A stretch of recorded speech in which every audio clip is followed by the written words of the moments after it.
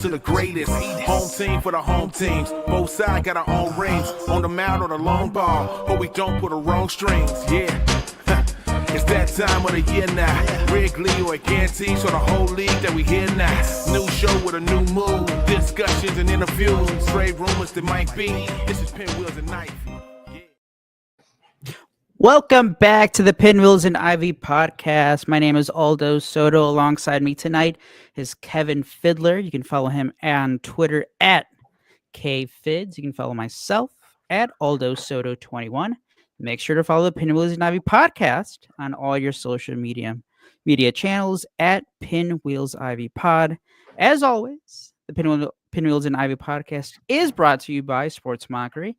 Download the Sports Mockery app. Turn on notifications for all your latest updates on spring training. We got stuff moving. Cubs leave for Japan in 1 week, Kevin. That's crazy. They have a real game in less than 3 weeks. Which is still weird to get a little weird to get used to, especially with some of the injuries that we've had so far in spring training. Get all your up to the last minute Chicago sports news on Sports Mockery. Visit sportsmockery.com. Kevin, as I said, the Cubs are going to leave to Japan in 1 week. They have their last spring training game before their trip to Japan is March 11th. And they'll head over to Japan. They'll bring about 30. I think they get 3 to 5 taxi squad players. So they'll have, 30, 31 players with them just in case there are any injuries. We'll get to who we think is going to make that roster, their regular opening day roster, March 27th against Arizona. But first, let's catch up on some updates since the last time we recorded. Also, by the way, shout out to Mitch and check out the Pinwheels and Ivy podcast pregame for all your White Sox talk. Mm-hmm. So since the last time, we did learn that Cubs second baseman Nico Hoerner, who had right flexor tendon surgery back in October.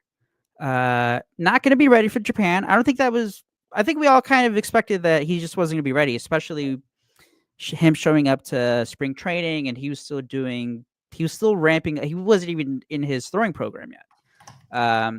So they're being, I'm not going to even say extra cautious. It's a pretty serious surgery that he had. So they're taking their time with that. They are hoping that he'll be ready for March 27th, which is MLB opening day for all 30 teams in the United States.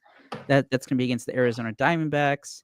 That puts them right up like that 6 month. I think it's like a few weeks below that 6 month mark of what is the usual recovery time for that surgery.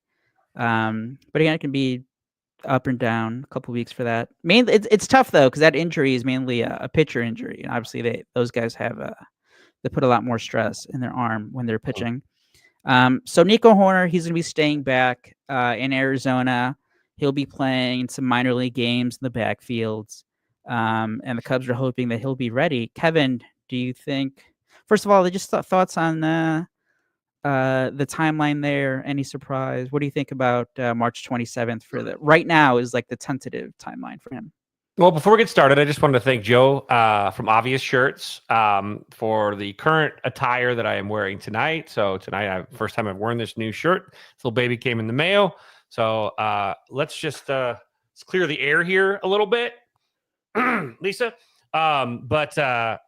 Just wanted to. Is that a 1 of 1, or can we buy that on Obvious Shirts? It's a 1 of 1, but I'm sure if you believe in it and you believe, you can get a KFids was right shirt yourself. All you gotta do is just pay Joe for it. He'll make it. I just wanted to share that one. Joe, if you're watching, I know I told you I was going to unveil it tonight.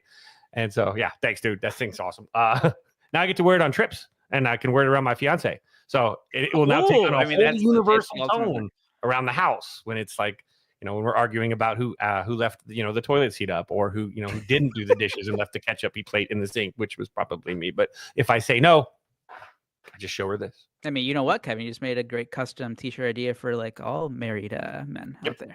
Mm-hmm. If you're really brave and you really, you don't want to sleep on the couch, you could actually just say my wife was right, or my girlfriend was right. Actually, that's a good gift as well. Get a second one, wear it underneath though, a second layer.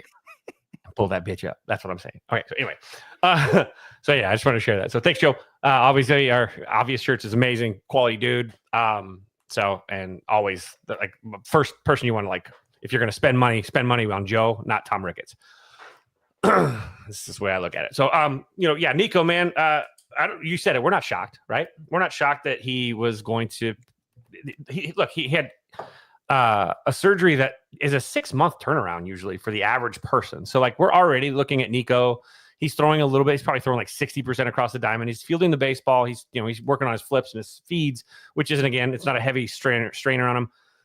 But this is the actual part of the process that is frustratingly unpredictable, because he is one extra push away from setback. So they've got to obviously take this slow. And again, it's not just about being able to throw a baseball. And that's what I've seen a lot of people say. Oh, yeah, look, he's already thrown. He'll be back in no time. Well, look, the fact is he throwing from his knees as he's moving away from first base with a completely strange body position? No, he's not doing that yet. Okay. You have to understand, to do what Nico does, he has to be able to do everything at 100%, including making those extremely difficult throws that he is so well versed in making, but the body has to be there too. And you see it all the time. Guys that come back a little too soon, they push themselves, and like you have to almost put them on a leash. Because when they play the game, they don't know any other gear, which those are the best kind of players. Don't get me wrong. It's just that you have to protect them from themselves. And I don't know how many times over the course of my career as a coach and as a player that I have seen dudes that they were probably a good week and a half away from really being at 100%, but they still pushed it that week and a half. Boom, banged them out for another 3-4 weeks. And so with Nico, they're going to have to take their time. And so I think that we're in now the precarious time where he wants to get going. He sees everybody else going. He doesn't want to let his teammates down. He doesn't want to let the fans down. And they have to literally put this guy on a leash and say, dude, no, we're going to take work the steps, work the process, work the program. I still will be very, very, very impressed if we see him before May 1st. That's honestly, that's May 1st? I project May 1st that's when I assumed he was coming back the day we found out what surgery he was having. He shouldn't be back until June based on how long the recovery of this specific procedure is. That said, again, people heal differently. And so the month of April, as he goes through March, is going to be those final rounds. And they just have to really figure out where he's at. And it's very difficult it's only March 5th right now. And I know it sounds like forever away.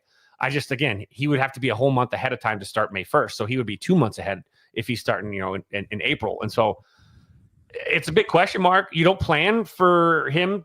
I guess my mindset is I'm going to plan on him being there May 1st. If he's not there May 1st, I'm going to be very concerned. But anything before that, I think is an absolute bonus. I wouldn't be surprised, and I don't think that it would be weird, but it would be better than the average if he comes back in April. Yeah, I think the surgery was October 11th, so I think April 11th would put the 6-month period there.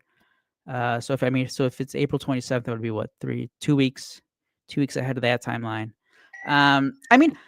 I totally get what you mean by you always worry about, especially starting players who are established, who know that they are a valuable part of the team.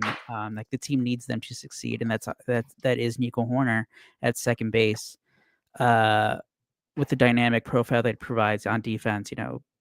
Hitting for average on the bases. But I have been impressed with the rehab and and he's spoken numerous times. I think he has a weekly, or it might be a weekly segment on the radio. And every update you hear, it hasn't sounded like he's talked about rushing it. On the contrary, he's like, no, I'm going to take this as slow as it needs to be for me to be back. So I'm glad that they, obviously they had to make that decision a little earlier this year because of these games in Japan in the middle of March here. So that's why they announced it last week that he wasn't going to be making the trip. But yeah, I think the big, because I think the Cubs come back like March 21 is like when they pick up that last week of spring training games again. So I think if they come back and Nico Horner is in the lineup for one of those games, I think he'll be ready. If he's not, I mean, you start him on the year, 10-day IL.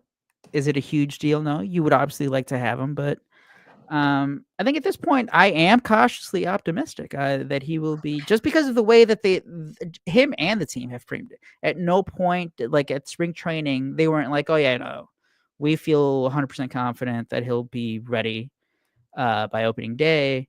He hasn't really said that in the media. But yeah, obviously, it's I feel something like to they've done a monitor good job. over the next 3 weeks. I feel like they've done a good job too of being open and being fairly clear. That's again, you have to. And that is one thing that Cub fans we cannot trust with this. So, like for me, again, and I'm, this. I mean, as a ball coach, I'm pessimistic. I will always overshoot the return. I actually thought that the surgery was in November, so that's even better. Theoretically, he should be back like in April 11th. So that changes my opinion a little bit, but not super amount, because I don't want him rushing, and I do feel like he's in that puts him in again. Still, the next 45 days are the most precarious days of this whole process, because the setbacks are out there and they're looking for ways to set him back. So that actually gives me a little more confidence. But at the same time, I'm gonna plan on May 1st, and every day you get before that is a bonus, and then you can look at every day as it's a blessing, right? Sorry, yeah, every day is a blessing. That's just such a huge thing, because again, the injuries you mostly see it in pitchers, and with pitchers they're definitely way more eased in just because of the stress. Like if you're a relief pitcher or a starting pitcher, you're throwing anywhere from 20, 30 pitches an inning at high, all going all out to, having to manage 80 to 100 pitches every fifth day. With a position player, there can be some games you make 2 throws, like you just don't know. So it's just kind of new territory, trying to figure out what is and isn't a good timeline there. Well, because the wear and tear, because a pitcher throws the same basically with every delivery. It's controlled. They start it and they stop it. A middle infielder, while they may not throw the ball once a game, they might be throwing a baseball, crashing and throwing across their body, arm angles. I mean, again, forearm. You ever skip stones? That's what a middle infielder utilizes, is right here on those flips, those little side flip tosses. I also do wonder, and rightfully so, because it has to do with his throwing arm. But I do feel as good as a hitter as Nico Horner is, as great as he makes contact, and I'm sure once he's ready to go, he'll be he'll be taking as much BP as possible to get his timing back. But I wouldn't expect him to be like, "Hey, Nico Horner's hitting like 330 in April," right off the bat. Because even if he's on that opening day, so the Cubs leave again next week, March 11th, to Japan, or after that March 11th game in spring training, they go to Japan. So they'll be gone for about 10 days, a week and a half. Nico Horner is going to stay back. He'll probably start to get into some minor league action there. That only puts him at what? Getting 2.5 weeks worth of lives. Like, not even, and again, it's not like they're going like full speed at all these things either. So I'm not, even if he's on that opening day roster, I'm not expecting Nico Horner to be like locked in at the plate right away. Yeah, actually, I think the last time we saw Nico hitting on a video, Nico Horner. I just got to Nico Horner because I mean there was a video of him. He was just taking regular beeps. It wasn't like it wasn't like a live AB or anything. It was just a regular batting practice. But it's gonna be. I think it's gonna be a great indicator of like, looked fine, like in the cage. It didn't look bad. Again, we're talking about. I think it's gonna be a good indicator though of like, oh, veteran player. These guys really don't need that much spring training. Yeah. Yeah. I just, with him, it's the repetition. Again, it's getting back through that consistent motion. I'm not sure what he wanted to work. And this is the shitty part about the surgery is some of the deficiencies in his game. He did not have the ability to work on this offseason because he had to work the rehab. And so there's another part of it that may delay this thing a little bit longer. Just a completely different offseason. He's never had a serious, I don't think he's ever had a serious shutdown injury during a season. Yeah. let so he had alone to a focus on that. surgery, let alone this type of surgery. So yeah, this is just a completely different year for Nico Horner. But he's a big boy, and he'll know when he's ready. Yes. But here's me as the organization. Oh, you ready, Nico? Good. Add a week, just for the buffer, because you're going to tell me you're 100% when you're 90%. So let's get you another week on, get you to 100%. That's how I feel. Because let's be honest, as honest as these guys, I think Nico Horner's a very honest guy. Those motherfuckers are going to lie their ass off to get on the field because I feel fine, coach. Dude, your arm is literally hanging by a tendon. I'm fine, coach. Give me the ball. Like, that's a gamer, man. So you have to protect them from themselves. We're seeing it right now with KB. We're seeing, like, for example, KB's body, although he did add that cushion around his spine, he is a byproduct of dudes that pushed too soon. A lot of times in his time with the Cubs, he pushed back probably sooner than he should have been, which has now led to some further down the line issues because he didn't want to let anybody down. And it's hard as a coach and the manager and the training staff. They all have to just know what's bullshit and what's real, and what's just, like player speak. But we see it all the time with players, like in athletes in all sports. Coach, I'm fine. Literally, dude, you're concussed. Go sit down. Right? Coach, I'm fine. Bro, you're talking to the plant. Go sit down. And so especially with these type of injuries where, like, it's not a concussion. It's internal. Only the player can tell you. And you can tell me, are you going to trust these guys when the issue that you need to keep safe, the body part that needs to be protected, is thinner than a rubber band? I think it'll have to do well. I don't know if they're going to have that luxury early on, but like just seeing how other guys perform, like how comfortable do they feel about these guys taking up those plate appearances, those innings on the field at second base. Yep. And that brings us to Matt Shaw, who also missed about the first 8 or 9 games of spring training. He had the oblique issue early on, right as spring training kicked off. There was a point where I was starting to get worried, Kevin. I was like, oh my God, this is Seiya Suzuki 2.0 again. He's not going to be ready by opening day. Bruce Levine, the day before, he went on 670 to score, and he was saying, like, yeah, there's no way he's going to be ready for Japan. The team's just waiting to make that official. And then the next day, Matt Shaw's like, whoa, Bruce, hold on there, big fella. I'm going to be playing in a game this week. I'm going to be ready. Matt Shaw did make his spring training debut this past Sunday. He played again. When was this? Against the Padres on Monday night. Had a 2-hit game. Just great to see him back on the field. The Cubs have about 5 or 6 more spring training games before that trip to Japan. I think maybe this. I mean, no, I'm not even going to hide it. This is 100% selfishly. I do want Matt Shaw to be healthy, but I think these are enough games for him to be ready for Japan. I think so. I mean, he's going to be fine. Like and I'm trying to pull it up, by the way, but we'll talk about a lot of what Matt Shaw does well. But I mean, he's over at 30. He already has a incredibly nice crash play the other day in game 2, I think. Slow roll to third, comes across, throws across his body, makes a nice throw. In fact, Michael Busch fucked that up a little bit. Busch stretched too soon and almost crossed himself up by stretching too soon, getting a little bit antsy. And if you look at the play, Busch is flat-footed and almost it looks like it's a bad throw, but when you actually look at it, it's because Michael Busch handcuffed himself. But it was a nice play by Matt Shaw.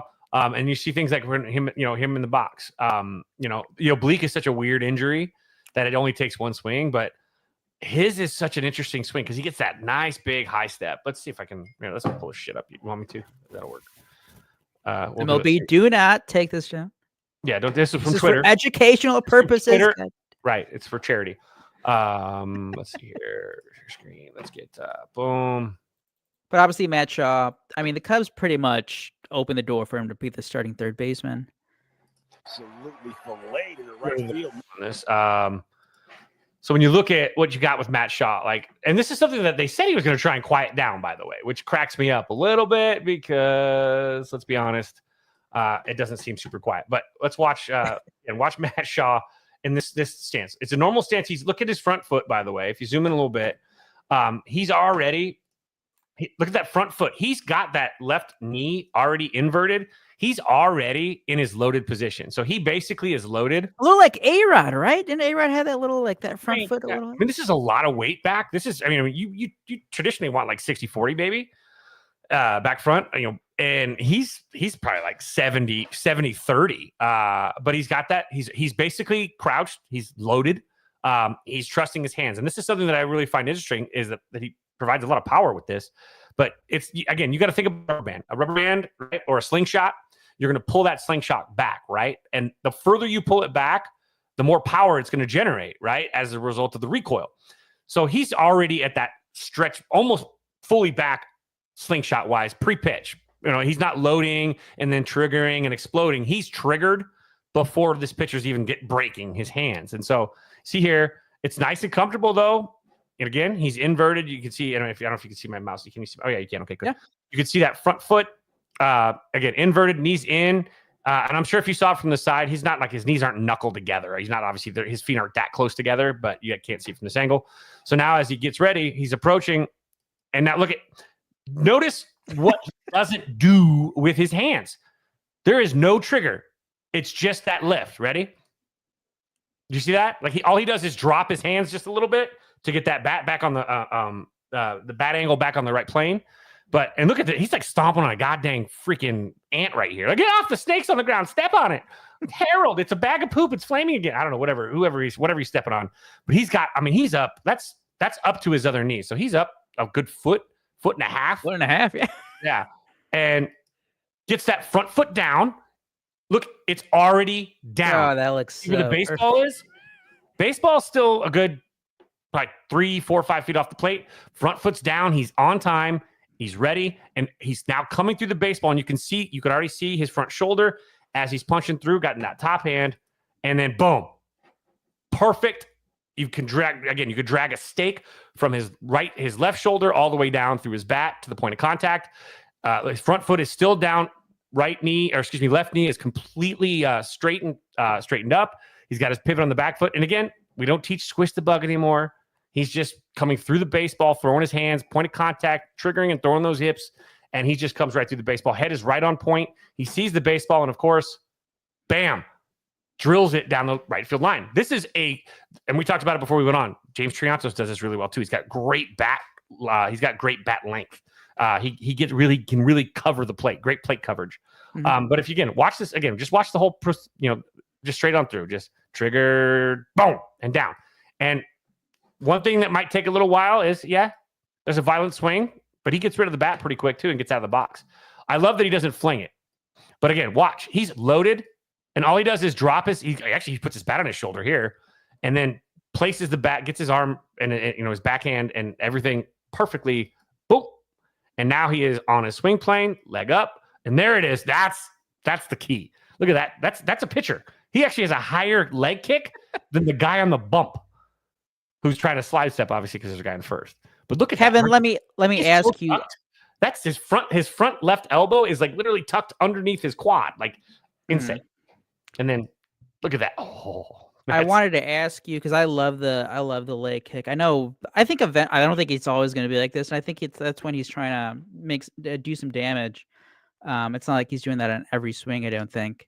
Well, it's a 3-0 game, 2 outs, first pitch of the at bat. You got to trying to get some runs in. Yeah, you're not trying. But I was going to ask you, how can a pitcher? And it's not just Matt Shaw. He's not the only one who does it. But what's the hole that a pitcher can exploit with the leg lift like that? What timing stuff? Is it a timing? Is it a location for a pitch? Timing. I'm looking right here. That he obviously got great plate coverage and went the other way with it, but he is in danger of getting tied up underneath. If you go top left shoulder, your catcher. If you put a phone pad on the catcher and you're throwing at the catcher and the pitcher's looking at it like a phone, that's if he's throwing to the 3 and the 6. With a fastball, that's going to be a problem. His foot is where that pitch might go. Yeah. So that could be an issue. But I think he still gets that front foot down. This is a lefty that's throwing. I don't see the velocity on there, but this is a lefty that's not throwing super hard anyway. Yeah. So you might see a different Shaw approach based on the stuff that he's seeing too. Like if you got a high velo guy, you might get a less pronounced high leg kick. You might get a slide. You might be like a pitcher. You might get a slide step, for God's sakes. It depends on the situation. If it's a contact situation, you need a 90-footer.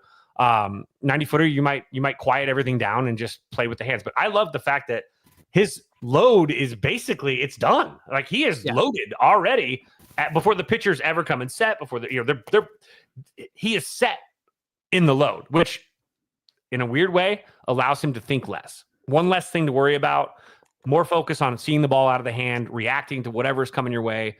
You don't guess so much as you try and have an inkling of what may be coming, but that allows him one less thing to worry about fundamentally as he's focusing on, all these other a billion things they want you to focus on while you're trying to hit a 98 mile an hour fastball, launch angle, and, bat plane, and et cetera, et cetera. So it'll quiet down in certain situations, but in that situation, he's coming out of his goddamn shoes. He's going to try to hit a 3-run jack and end the ball game. Because a 3-run jack with 2 outs and guys on first and third is a great way to put a team away. And he knows in that situation, that's the time to get a little bit loose and come with it. If the situation was first and third with 1 out, I think he might have a different approach. And I think first and third, nobody out because of, one situation, he might be still cautiously trying to not roll into a ground ball. So he's trying to get a little bit more lift to keep the ball at least in the air. Whereas first and third, nobody out, you roll into a double play. That's it's not an RBI, but it's a run scored. And so I think we have to see how he approaches things for, based on situations too, situational approaches. And that's what I really want to see, which we'll see more of now that he's obviously healthy. The oblique's good, it seems like. And then to get a nice hack like that. And what did he have? 2 hits yesterday or 3? Couple hits, 2 for 3. So that was him. In his first game, everyone was ready to cut him. No, I'm just kidding. Nobody was ready to cut him after he went over the. That was funny though. It was his first game Sunday. The Cubs were playing the Reds. The Cubs at that time were still undefeated in Cactus League play, as we were all hoping for an undefeated spring training from the Cubs. They lost to the Reds, and all of a sudden it was Matt Shaw's fault. Rightfully so. He came back and they lose. I did want to tease our predictions for the starting lineup. Where would you have? Let's just this one spot, only Matt Shaw right now. Where would you bet Matt Shaw opening day in the lineup? So there's a lot of debate on Twitter on certain lineup things. Here's me. I don't want him protected by the worst hitter in the Cubs lineup. Part of his development, et cetera, et cetera. I honestly, if I have a lineup, and we're going to talk about the Cubs opening day lineup, I actually would prefer him in the 8-hole with PCA in the 9-hole, with Amaya in the 7. I don't want Amaya behind Matt Shaw, who's trying to just figure out a major league strike zone. I want a guy behind him like Pete Crow Armstrong that has a little bit of experience in the league, more than Amaya, more success overall, and is more dangerous. Everyone knows that across the board. I'd rather have pitchers worrying about going Shaw, PCA than going Shaw, Amaya, PCA. You can still pitch around Matt Shaw, and he's going to see some things because teams aren't really afraid of Amaya that you might not get with PCA. Now, is everybody terrified of PCA? No. But you also know that you have a guy behind Matt Shaw that all it takes is a drag bunt, a ball that's misplayed, could lead to instant offense. And so you might be more willing to go after Matt Shaw, who has less experience in the show. But with Amaya back there, who's hit or miss, I don't think teams are very scared of him. So I want protection for a guy like Matt Shaw. So, right. But I also love Pete CA, and we'll talk about later in that second leadoff spot in the 9-hole. That's a major preference on my end. But I think that you got to protect him. You don't push him up. He may even earn the right to move up in the lineup later during the season. But you're not pushing him that far up that early. You just let the kid let the kid get his feet wet for a second, and then you can, as he starts showing the comfort.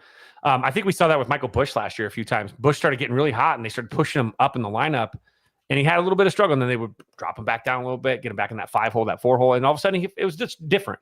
And that also results in protection behind you, because that's when I think that has a lot to do with it. I think a lot of that Busch getting pushed up was like he's one of the few guys producing. We need to get it more. Yeah, desperation breeds that kind of stuff. So in this case, preview there for our lineup prediction for opening day. A couple last news items here. Cubs re-signed right-hander reliever Yency Almonte to a minor league deal. The Cubs got him in that Michael Busch trade with the Dodgers last January.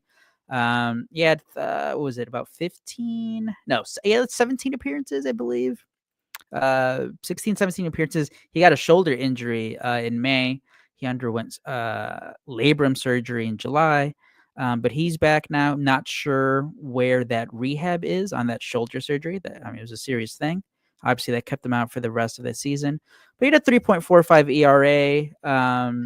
I posted he had it was a 1.32 ERA in his last 13 games, 19 strikeouts during that period. He really started to look really good, and then it was just such a huge bummer when he went down, because he was one of the few bullpen guys who actually had it together in April. After a couple of early, I think it was just like I think he gave up a home run to the Rangers on opening day, and then he had a rough outing against the Rockies, I believe. But after that, he was really damn good. So I'm glad that they got Yency Almonte back. They non-tendered him back in November, and I'm sure it's because you're just not certain after that surgery. But he's back on a minor league deal, so but might be a guy we'll see again in the bullpen this year. And then another injury thing, we talked about it last time, but Javier Assad, who came in as the projected fifth starter, had the oblique. Obviously, he's been shut down for all of February. He's barely going to start his live BPs, live bullpen sessions at the end of this week. So the Cubs already ruled him out, obviously, for Japan, and he's not going to be ready for the regular opening day, March 27th. I don't know. That seems like that oblique with pitchers. He's obviously going to be ramped up as a starting pitcher. So he'll start the year on the IL and then continue to pitch at AAA until he's ready to go. And if the Cubs need him, because we'll get into our first spring training competition battle here, and that is for the fifth spot in the Cubs starting rotation. Kevin, obviously, he's been a big fan of Ben Brown since last year when he came up. I'm all on board on that train as well. There's Ben Brown, there's Colin Ray, who the Cubs signed to a 1-year deal. Jordan Wicks, 2021 draft pick, up and down last year, injuries.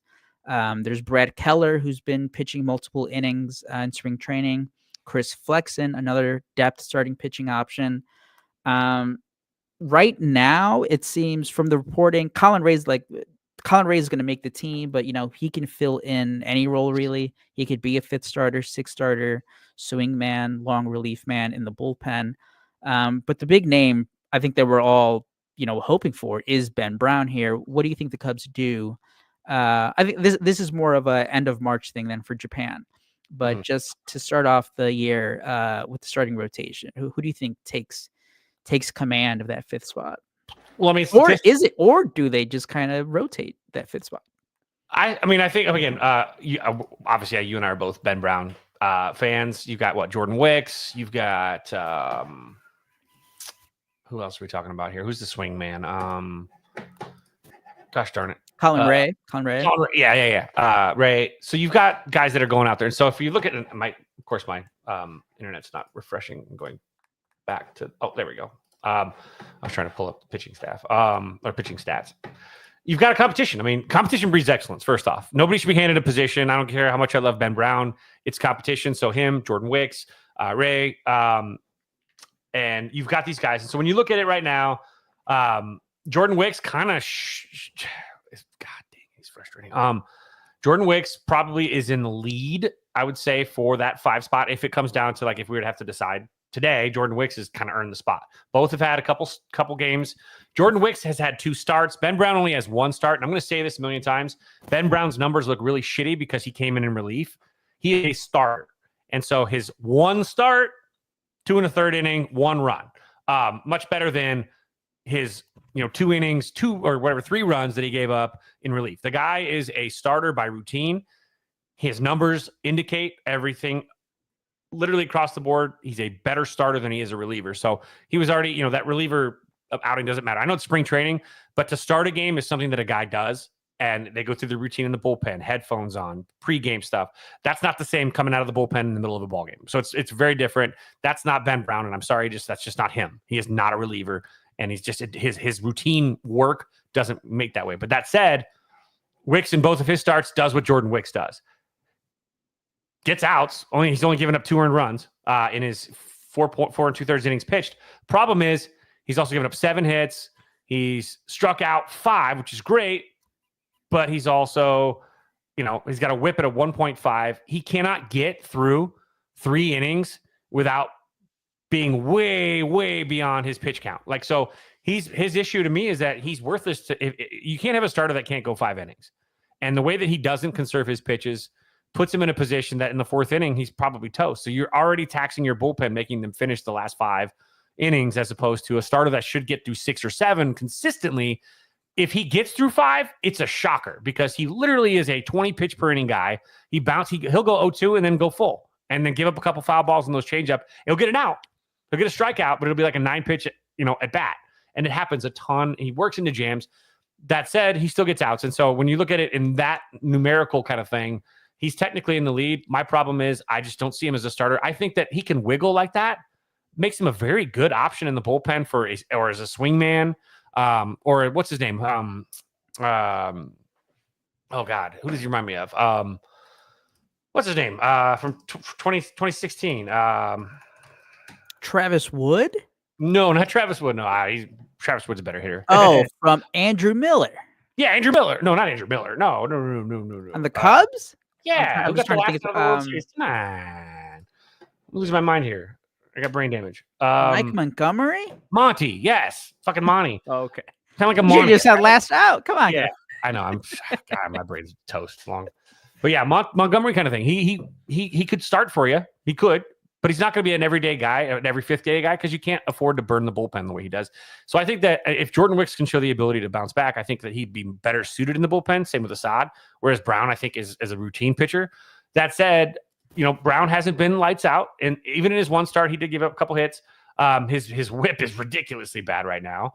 And so you got that. Assad obviously hasn't thrown, so Assad obviously you could just check that off the list. And then Rhea, I mean, where did he go? Where are you at there, dude? He is actually throwing really well. So actually, scratch that.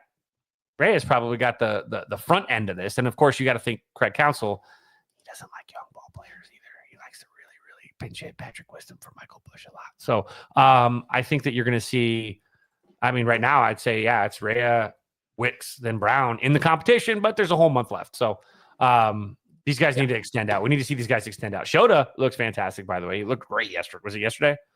Yes. Yesterday. It looked great.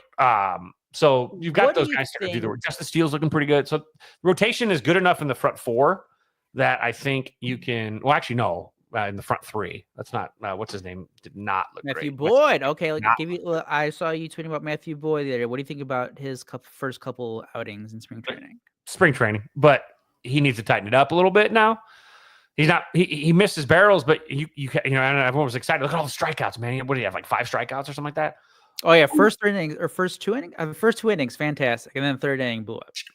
And so that's the thing is you can have all those strikeouts, but if you're giving up runs, I don't give 2 fucks about your strike zone. Matthew Boyd, I said it at the time of the signing. I didn't really, because again, I think we do fall into the trap of just thinking of guys from the last thing that we've seen from him. Drew Smyly wasn't always bad for the Cubs. He had some awful moments, but he was also really great through long stretches of time with the Cubs. I think that Matthew Boyd is going to fall into that category. Sometimes he's going to look great for, 4 or 5 starts in a row. He'll have like a 2 ERA. He'll be like, hell yeah, Matthew Boyd. And then he'll, have an August where he has like a 7 ERA. And you're like, fuck, why the hell do we have Matthew Boyd? But again, that's what you kind of get with a 4 or 5 starter. Mm-hmm. What do you think of the idea? Ben Brown coming back from the neck injury, and he didn't pitch competitive. I think he was trying to rehab, get back, but he was eventually shut down. He last pitched last June. So that's what, 9 months we're talking here between actually being on the mound against live hitters in a game. Jordan Wicks, he had his injuries last year as well. He was limited.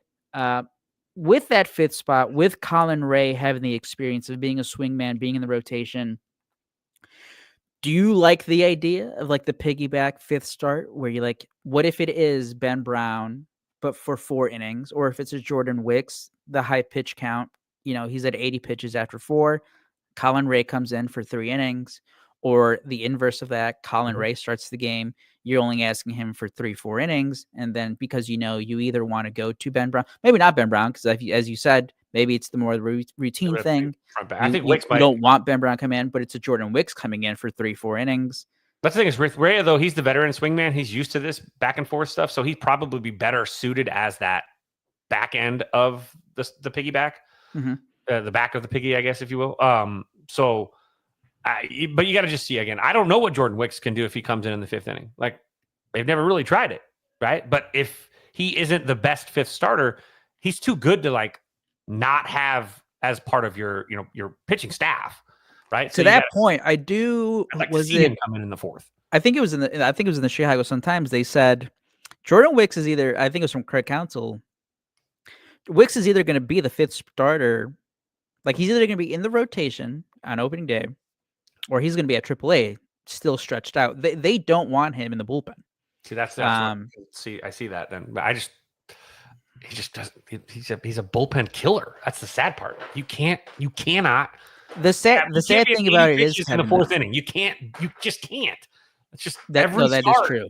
Every start, he's at 80 pitches in the fourth. You're done already. And but I think that's why. I think that's why Colin Ray. I think that's why the reason that they did sign Colin Ray. Mm-hmm. It's like, well, we kind of know that we're not going to have, because even with Ben Brown, as much as we love him, like he is coming back from injury. Mm-hmm. That arm isn't like fully stretched out. No, I mean, God, he was probably jacked up in his first appearance too, which was his worst one. He was probably amped up. I mean, we see this with players all the time. Mm-hmm. Our guy Chris Cortez, who's pitching for the Angels right now, he had his first. He got drafted last year, so he's a 2024 draft pick, junior in college. Major League camp, right?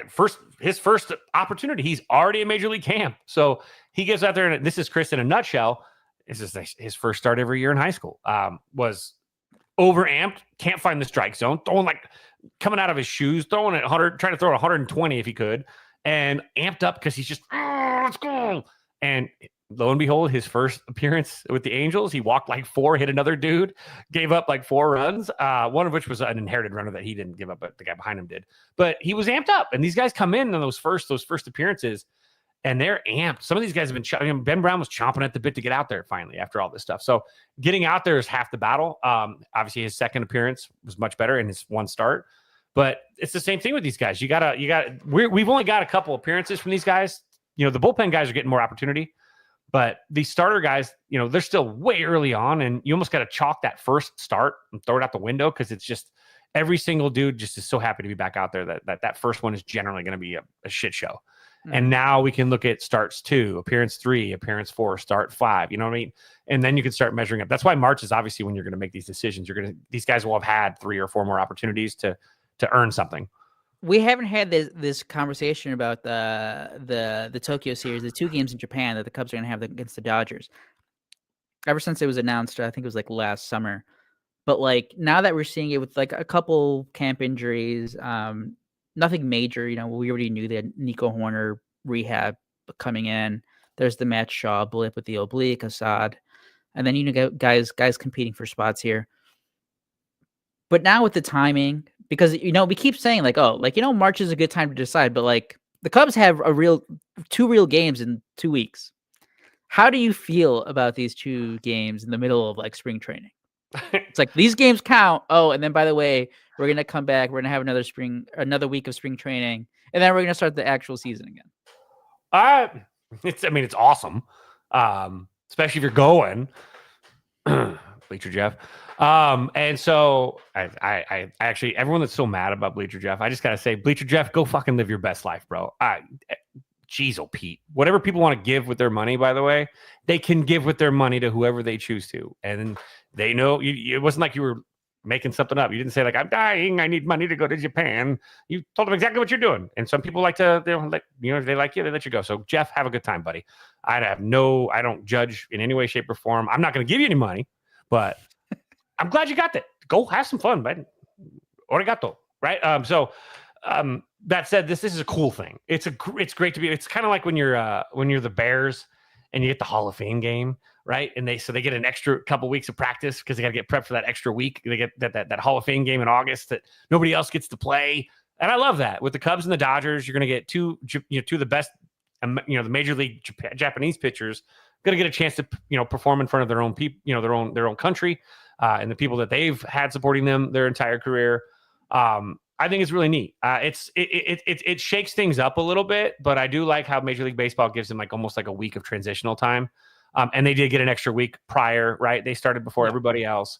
So I don't think it's going to be a major hit other than jet lag for a couple of days, but that's why you have that whole week of a buffer. So these guys by midweek are going to be back to like normal. I mean, the Dodgers probably more back to normal I think because they're on West Coast time. Well, the Dodgers are hiring the very best, like sleep scientists, sleep doctors. And like that sounds like a joke. I'm not even. That was already reported, I think. Probably got him from Stanford. Meanwhile, the Cubs are, I don't know, get to bed, guys. They got Mark Grace coming with him. He's like, I'll help you get to sleep. We are gonna see how many beers you can drink on the way to home from Japan. Let's go. Man. Sorry, they just The don't funny let thing, Mark remember Grace last just not allowed year? to fly the plane. That's all. You just can't fly the plane. Please don't give him. Remember last year, that first game, I think it was also, was it? Yeah, Yamamoto also started one of those games against the Padres. He got lit up, and like that was a very high scoring game. And you think like early season, pitchers are like way ahead of the hitters, but was it the jet lag? I don't know. But back to the Cubs. So we talked about Wicks, Brown, Ray. I think right now, Colin Ray, I think maybe starts the year as the fifth starter, just as the veteran guy. Council has more trust in him, or just like he knows more of what to expect. Brown coming back from the injury, Wicks as well. I think he had another. Was it also an oblique strain or a lat strain? After he came back in September. So you have those guys coming back from that. But that also gets me thinking about the bullpen. Let's say they do still, because Ben Brown, I think, is still can provide the team value. Let's say he still makes the bullpen there, and maybe it's not a traditional like, he's a 1-2 inning bullpen guy, but like maybe the Cubs use him as like a 3 inning guy, whatever it is. I think Ben Brown will be on the opening day roster. Right now, I know it's spring training. I know we've said I think I go back and forth more than everyone. So, hand up. I am a spring training overreactor as much as I warn other fans not to be, but I get it. Sometimes we get caught up on our emotions. I was watching Tyson Miller, his first spring training appearance, and he could not throw a strike. I think he threw 10 consecutive balls. And then his second outing, he got hit hard. He is a guy who the Cubs traded for last offseason from the Seattle Mariners, minor trade. And then he ended up being a hell of a steal for the Cubs. He was one of their best relief pitchers for the whole year. Former Cubs draft pick. He made his MLB debut during that 2020 season. Bounced around the league. This was really his first year of success. And I remember from the 2023 season, you don't want to count on too many guys like that. It's like, this guy came out of nowhere. Look at him now. It's like, okay, we got him. He's going to be great again. Again, it's only spring training, but that's a little worrying. Tyson Miller does not have any minor league options left. So if he's not any good... I totally screwed up the screen. I'm sorry. It's fine. I turned my camera off for a second. I was like, what?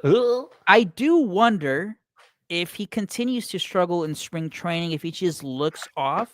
Is there a phantom IL coming for Tyson Miller for the start of the year? Because running down the pitchers, you obviously have your locks. You have Ryan Presley. He's going to be in the bullpen as your closer. You have Porter Hodge, who's looked filthy in spring training and was amazing last year in his rookie season. Eli Morgan, who they traded for. Julian Merriweather, he's back. He looks healthy. I've liked Julian Merriweather ever since the Cubs got him. His stuff looks great. Great fastball, nasty off speed to pair with it. Ryan Brazier, who they traded for from the Dodgers. They had the lefty, Caleb Thielbar. And then you have that last spot. Is it going to be Tyson Miller? Do you give it to Nate Pearson, who the Cubs traded for last year from the Blue Jays? Keegan Thompson, he's out of minor league options. So if he's not making the opening day roster, you have to put him through waivers. You could potentially lose him. There's Ethan Roberts, who I love. Great story. Ethan Roberts, nasty sweeper that he has. Daniel Palencia throws 100 miles per hour, but can't always find the strike zone. That's still an issue. And then Luke Little, I added him here on my list, but he's not going to be ready for the start of the opening day. So you can kind of rule him out. How do you think that last 1 to 2 spots in the bullpen goes here? Or is it like Brett Keller? Brad Keller, I know, White Sox legend, hasn't been good since like 2021. But I don't know. He's throwing hard. I know he got hit hard in his like second inning of work in his last outing, and that kind of made everyone, including myself, cool down on the Brad Keller hype train. But I don't like. Is it that big of a deal for that number 7, number 8 guy in the bullpen, Kevin? What do you think? What do you think those spots end up being? Well, I'm rooting for Phil Bickford just because he's from Vegas. But Phil Bickford, Dodgers legend, former first-round pick, maybe, or he was a high draft pick. TSN kid. Okay. So I do remember he's he's had some stretches in MLB where he's been decent. Yeah, he struggled a little bit. He's got a 2.18 WAR right now, or a WHIP. That's not great. He got hit hard on his last outing. Shitty part about being a reliever: one bad day screws everything up for like weeks. I mean, I know Hollowell. He's looked filthy. I've seen the Twitter baseball analytic guys raving about him. Hollowell? Yeah. Oh yeah. How do you say? Oh yeah, that's right. He's over here. Sorry, I missed it. Quacktaki. Some of these other names, I'm like, who the heck is? No, there's definitely Cubs do this every year. They just have names. You're like, who the hell is this? But they sometimes look very impressive. Oh, Hollowell, what did he give up? A homer? His numbers look like it was like a solo jack. Yeah, homer. Okay. I mean, that's just a one pitch mistake right there. So you don't really judge that unless there's like 18 of them. I mean, you just got to go with the hot hand. I mean, honestly, whoever's throwing especially with the back end of a bullpen, you've actually said this a trillion times, and it's one of my favorite things that you say is that about the bullpen is the bullpen in April is never the same as the bullpen in September. So like it's always a progressive journey. So you kind of you got to look at the options game. Who do you have that you lose if you don't use? And how much do they factor into that decision? And if they're not someone that you don't really hate losing, and they don't have options, and you got to cut them loose. You cut them loose, or you let them find another place to play. But I mean, those back end rotation guys, you almost got who's the hottest hand coming out of mid March and beyond, and you go with the hot hand at the moment. And that, of course, we're not there yet. So I guess it's you got to you got to get there first, and you got to see who's cooking with gas a little bit at that moment, and then everybody else that's not cooking with gas. Sorry, guys, but we got a nice oven over here. We're going to use the oven and go heat up down at the next level, or good luck to you on your next adventure. Your next endeavor. As Mike pointed out, obviously, we talked about it earlier. Cubs are signing Yancy Almonte. We'll see if he's 100% ready to go after his surgery, but maybe he gets in the mix. The final couple weeks of camp.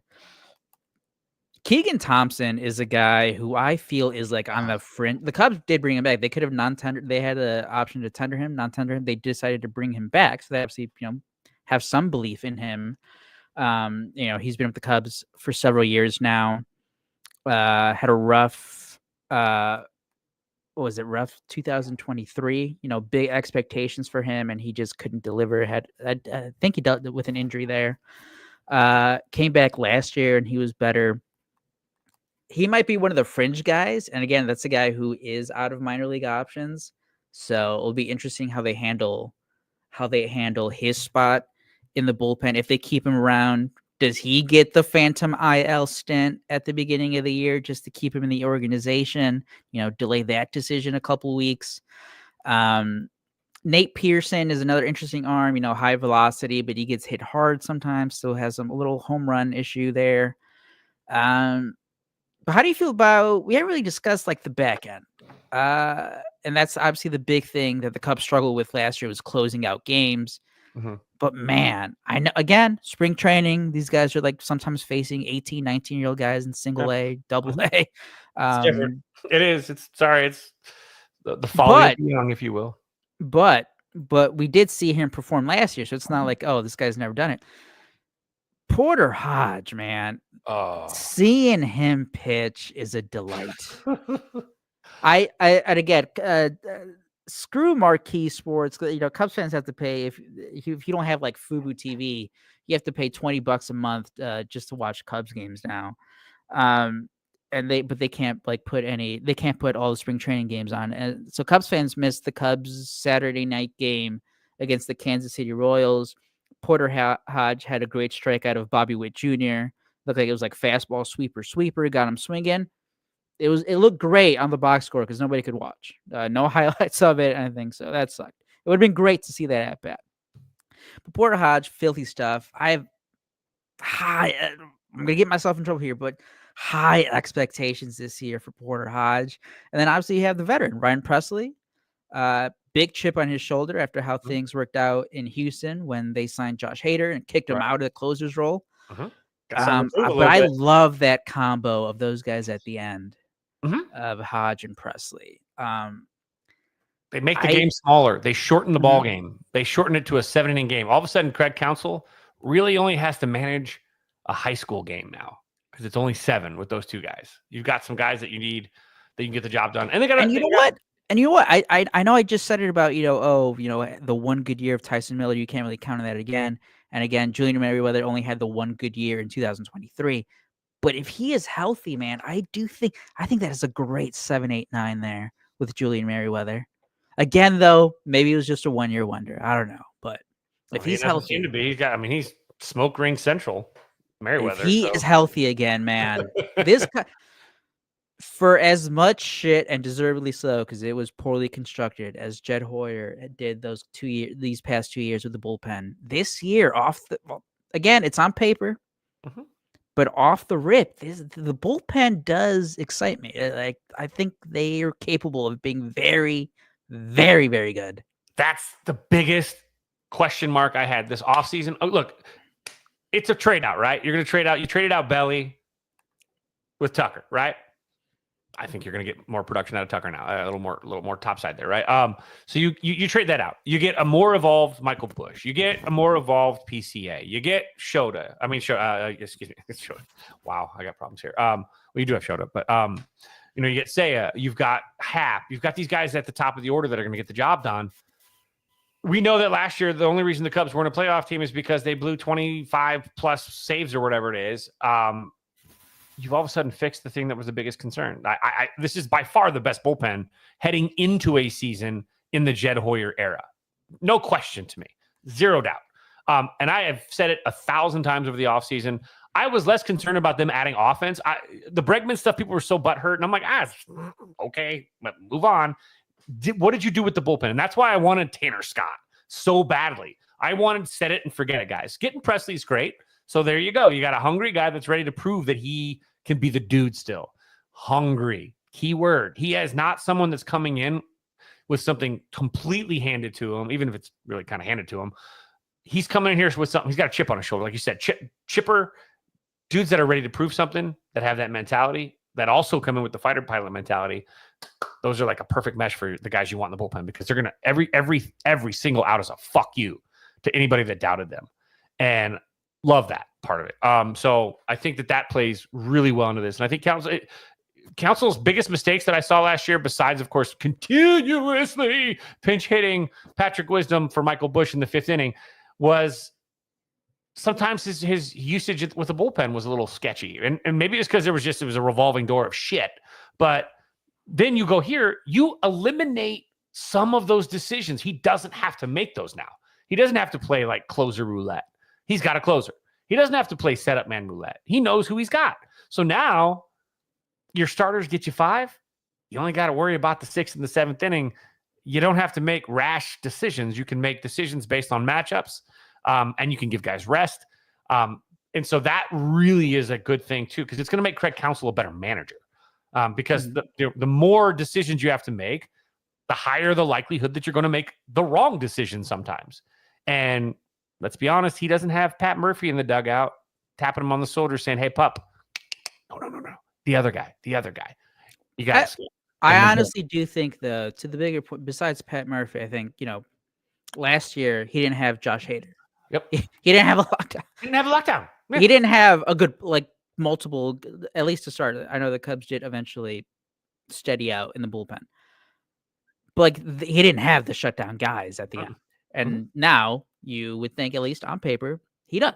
Yeah. And again, that shortens the game. You don't have to be like shit. It's not the 7th inning. You're up 3-1, and you're like, fuck. I have to go to Hector Neris in the 9th to protect this. Like now, you're like, all right, cool. We got a 2-run lead. we got Porter Hodge and Ryan Presley coming up. Yep. So that was the one thing that I've noticed just the first couple weeks into spring training with the bullpen situation where there was Tyson. Oh, I was going to ask with Tyson Miller, just his struggles. And it's a guy who's only done it for 1 year. You can't really count on him repeating it. I learned that lesson last year. I was going to ask you though, in terms of watching pitchers, especially relief. Let's go out with relief pitchers. What is the one thing that would concern you the most in spring training? I know that the results are the results; they don't matter. But like, is there anything? Is it location? Is it getting hit hard? Is it? I'd say there's two. It's still too early to worry about free passes, I think. Okay. So that one doesn't concern me as much. Also, guys barreling you up. Things aren't spinning just yet. So it's like we're in again. We could all. I think somebody thought I was really serious. Like after Reyes' last start, I think some dude thought I was really serious. Where I was like I was like cut him already, right? Like cut Matt Shaw after his first start, over, right? I wasn't. I was just being. You can be hyperbolic because that this is all just it's literally the first leg of the race. So I don't put too much weight into basically the first 2 weeks of any of the games.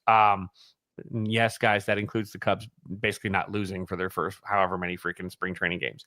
No weight in that altogether at all to me. Although someone did show a stat yesterday that like the spring training leaders and then how the win leaders at the end of each spring training and how well they did in the season. So I'll take it. Doesn't guarantee anything, but I think that at this Hopefully point we're not the Cardinals again in that list. All right. Well, now we're into March, and now we're headed into it's only the first week of March, but I'd say second, third, and fourth week, obviously, of March is now where free passes and hard contact become an issue for me.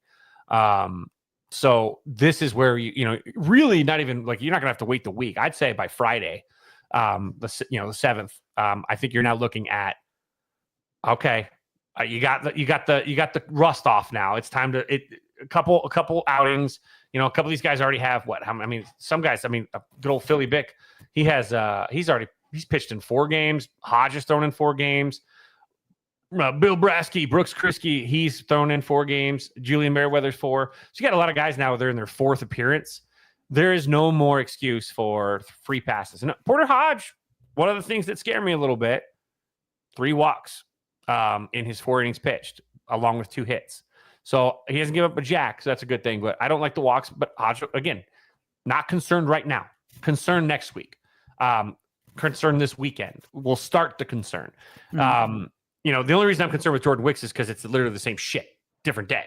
So seeing the same problem now that I've seen for the last 3 years he's been a Cub, not a great bullpen guys. You got a couple starts, kick that rust off. Now though, we're in that point where okay, lock it in now, dude. It's time to start getting outs and it's time to stop giving up free passes, stop wasting pitches, stop playing with fire. Need dudes that are going to go out there and give us no nonsense, no drama. Give us 3 outs in a smoke ring and get your ass back in the dugout and, hand the ball off to the next dude. This is now where you start paying attention. So I'd say, this weekend really is the point now where I'm going to really kind of key in on free passes, location wise, and hard hit baseballs. Those are, I don't give 2 shits about spin rate and all those. Did you get outs? Did you get hit hard? Did you play with fire? Those are the things I care about for my bullpen. You can get 3 outs as a major league pitcher. And this is my problem with like some of the velo stuff. Crafty guys get outs. If you're getting outs, I don't give a shit if you throw 12 miles an hour, which you won't, but that means you're rolling the ball, but you're kicking it with your foot like a hacky sack. But if you're, that's what I love about guys like Andrew Chafin too. That dude isn't going to bust your barn doors off. He's going to burn the barn down with his fastball, but he's going to find crafty ways to get outs. He's, so that's what I'm looking for in a bullpen. But I don't like guys that play with fire. Guys that give up free passes are troublemakers in the bullpen for me. I don't like it because that turns things into one swingers. I don't like hard hit baseballs at all. Just simply because a guy gets a good bat path and a good launch angle, that ball's gonna leave the yard, and all of a sudden it's instant offense. So you don't want that either. So those are the things I really will start paying attention to. But I'm looking for outs as well after this weekend. Are you getting outs? But I have problematic issues with dudes that give up free passes in the bullpen. So I want to see dudes that lock it in. That's the thing that I want to see. And I think Hodge will. And I think that there's the things, the worst guy right now for all of this is Ray. So, and it shows he's still manages to get outs, but those walks and those strikeouts will add up, and your pitch count's going to get really it's going to elevate fast if you're not careful. So, but he's a starter, so I'm not as concerned. And then Boyd, 3 walks, 6 strikeouts, but also 6 hits. So he's given up 9. Matthew Boyd's done nothing to move off my Drew Smiley comparison, which Miller again, too. not always bad. Yeah, Sometimes. Poteet and Miller, those guys are also walk guys. Things that I like to see though, your boy Merriweather. Oh no, Julie Merriweather, man. 1 walk, baby. He could be so good. Presley, 1 walk. That's it. Let's go. Like that's what you're looking for. Don't play with fire. Don't make it. Don't turn a situation that should be a slam door into an open gate. And that's where you got to obviously pick your poison with your bullpen. That's Craig Counsell may see something completely different. I want outs, and I want guys that are not going to give up base runners early, so that you're playing with fire. You need draw. I'd rather have drama free. What was his name last year? My God, I wanted to stab him in his head. Hector Neris. Hector Neris. God, dude, into a Heart jam attack. time. Like I don't want stress. Let me stress about something else in life. Not you getting 3 outs with the 3-run lead. I don't want to stress about that. Like I don't. So don't put a guy on. Don't walk the bases loaded and then that's time to focus now. I don't need that. I don't need that in my life. I don't need that in my bullpen. So throw strikes, get outs. That's it. Don't give up. No drama. Save the drama for your mama. Well, no, especially as as your closer. Yeah. or as your setup man, or as your 7th inning guy. Like, don't give up free passes. You got 1 shot at this, and that's why Jordan Wicks, as annoying as it is, he still is so good at wiggling. Like he'll have bases loaded. Following his starts in the minor leagues when he was coming up through AA and AAA, he gets into the situation, and it happened with Kyle Hendricks too at times when, if you're not striking guys out, like even if you get weak contact, you're susceptible to those just dropping in. And that does happen to Wicks at times where it's like he makes a great pitch, jams a guy, but it's a bloop single to right. It's like, well, fuck, you just had like a 6-7 pitch battle. You won it, but it's still a guy at first base. And I don't think he needs to find a little more swing and miss. I don't think he feels his position particularly well either. And those are things that make a reliever even more effective. Is the better you are at bouncing, working that PFP over and over and over and over again, you save some of the drama, because a guy that can bounce on a nubber and again, he's a lefty, so he's falling towards the third baseline. So all really is glove hand side spin and go. He's not particularly good at that. Like that's not his particular strong suit when he bounces. And so those are things that those guys can fix too. That's why you look for again. Yeah. How is this guy? Is this guy going to turn a good pitch into a jam because he couldn't field his own spot? And that helps too. And so those are things that I see that some of these guys, there's an inherent value in that. And I mean, you can talk about Greg Maddux all day. The dude was incredible, but he didn't miss. He wasn't blowing it by guys, but when he made guys just barely miss, he picked his spot too. He fielded his position very well. So when you have those freak numbers, they are outs. They're not, oh shit, here we go again. And that's the difference, I think. And so I think that those are things guys like Jordan Wicks can really work on. But those are things I'm looking at with a bullpen too. Like, are you going to inadvertently defend yourself into some drama by not covering first on a ball that maybe Michael Busch, takes Michael Busch to his right a little bit. Some of these guys I've seen a few times now with the Cubs just this spring, they're getting over there late. Wicks is guilty of it a lot, getting there late. I don't like late. Give your guy a target too. And so those are things that spring training works out though eventually. So hopefully, obviously the Cubs have to have pinpointed and documented this issue, and they're going to work on it. So it's not who you are now, it's who you are in 3-4 weeks. So, but that's the thing that he really does. Like that's a struggle for Wicks with me a little bit. Let's switch over to the bench competition here. And then we can, predict our opening day roster and our starting lineups for the first 2 games in Japan for the Cubs. For the bench competition, for the March 18 and 19 games, again for the March, it's not too big of a question mark right now, just because Nico Horner isn't going to be ready, so that opens up a spot. But there's Gage Workman, Rule 5 draft pick from the Tigers, Vidal Brujan traded for from the Miami Marlins in the Matt Mervis deal. You have the minor league signings of Nicky Lopez, Travis Jankowski. There's also Ben Cowles, who's on the 40-man roster. The Cubs. He was part of the Mark Leiter Jr. trade last year when the Cubs also got Jack Neely. Oh, that's another guy I forgot to mention, by the way, in the bullpen. Jack Neely. I'm still a huge fan of him. He has great stuff on the mound. Maybe he doesn't make the opening day roster, but he's certainly gonna play a role, I would think, at some point this season. But the bench roles, again, I think right now, heading into these games in Japan, I think Gage Workman deserves to be on the roster. And again, technically, because he was picked in the Rule 5 draft, he has to be on the opening day roster if the Cubs want to keep him around. I think he's safe for now. So then you have, Vidal Brujan, who switch hitter, hasn't hit much in his career. Not a lot of at-bats, but, he hasn't really done much with the Marlins, mainly there. There's Nicky Lopez, who the last time I was on here with Mitch, I just described him as left-handed Nick Madrigal. He's had a great spring training, though. I tweeted out the other day he had a couple more hits. He's having a David Bodie spring training coming. David Bodie is the best spring training player. David Bodie's having a David Bodie spring training. David Bodie shows up for March. Damn it, he is ready. He is ready. Puts in the time. You have those guys, Travis Jankowski, longtime backup, fourth outfielder. He was on that 2023 Rangers team. Had a good season for them that year. How do you think it shakes out here? Let's skip ahead to let's say Nico is back. Let's say Nico is back for March 27th when the Cubs get underway. Because then you have right now John Birdie is your starting second baseman. Yep. So, he's a guaranteed a spot there. You have Justin Turner, who's your other bench guy, and obviously you have your backup catcher in Carson Kelly. I love about Birdie. He takes walks. Yeah. Oh no, John Birdie's just solid pro backup. Yep. Mm-hmm. And you could think of worse things to have out there early on in the season than a guy that's going to go out there and get on base roughly half the time right now. Obviously that's not going to keep up, but he's getting on base at a 50-50 clip at this point. That's good. That's a good backup to have. And then, it's not too bad. The Cubs aren't I don't think the Cubs are at any depth issues. I think the real question is, what are they going to do with the pups?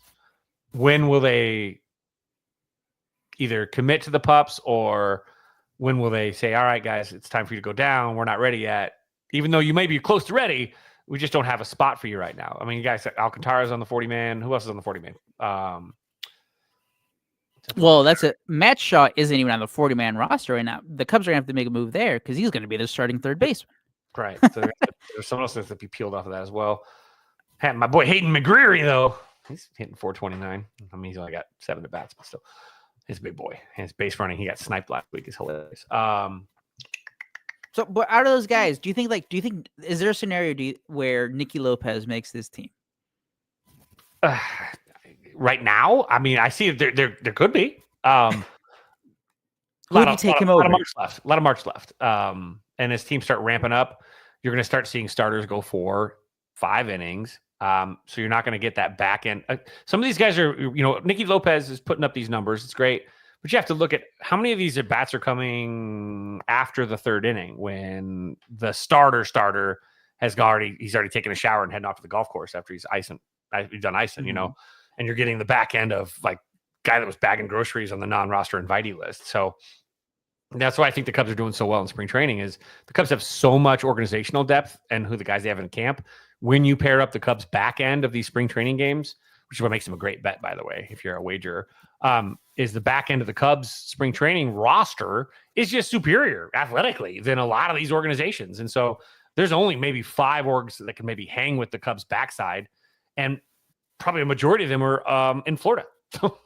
We're definitely seeing that MLB Pipeline just released their updated prospect list. Cubs had 7 in the top 100. We talked about how Shaw is coming back from the oblique. He's barely played in any games. Moises Ballesteros is balling out. James Triantos is getting hits left and right. Kevin Alcantara was on fire his first 2 or 3 games. Lately, I think I've seen Christian Hernandez, the Cubs. Well, what year was that? Was that like Darvish. 2020? No, he was signed, right? Yeah, he was an international free agent. But what year was that? Like 2020, 2021? Same off season as the Darvish trade, because he was mixed Hernandez? up with that whole group. I mixed them. Yeah, I'm fairly certain that he was signed. Because I do feel it was a couple 2021? years before the Correa free agency. Right. It was. I think it was a year. Let's see. What do we? He's been getting some hits. Hayden McGeary, you just mentioned, he's been knocking the ball all over the field. Cubs, good, solid. I'd say solid. Or obviously with those 7 top 100 prospects, great depth there. So I guess I'll pose this question. 2021. He was 17 years old in 2021 when the Cubs signed him. His first spring or first Major League Baseball experience, he was 17 years old with the.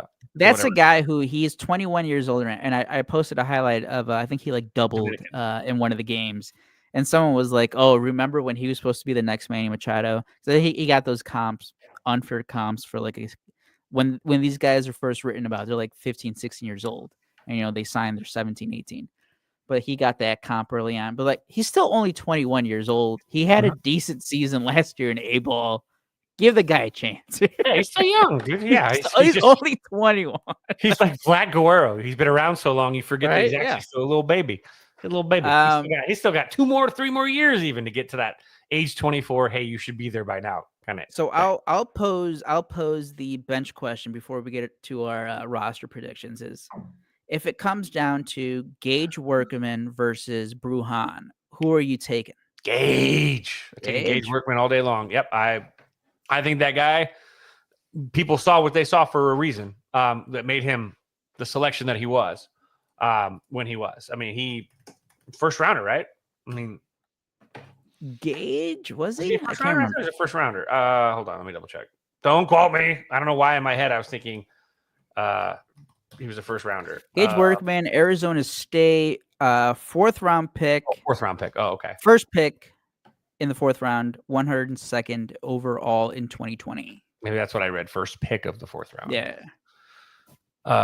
No, I mean, I like what he's a left-handed bat, right? I mean, there's a lot. But they've been trying him. He's played great defense at third base. Just needs his helmet strap. He needs a helmet strap. He doesn't get cheated. I don't know whose helmet he was using the first week and a half, but it wasn't his.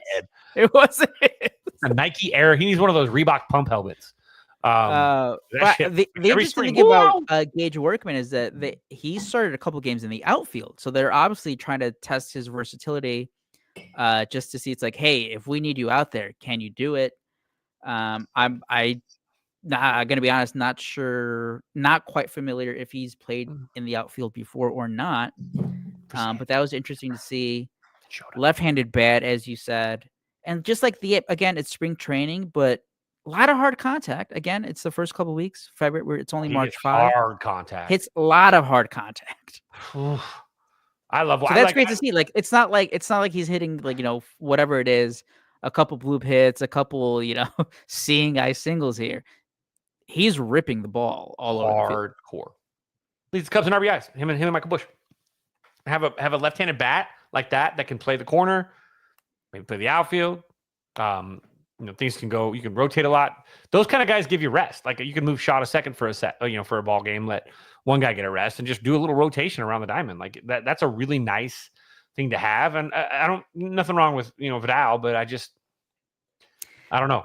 He's a guy who's obviously he's having a good spring, and he's also he's had some solid contact as well. Hit a home run that game where Sammy Sosa was in the dugout giving him tips, whatever.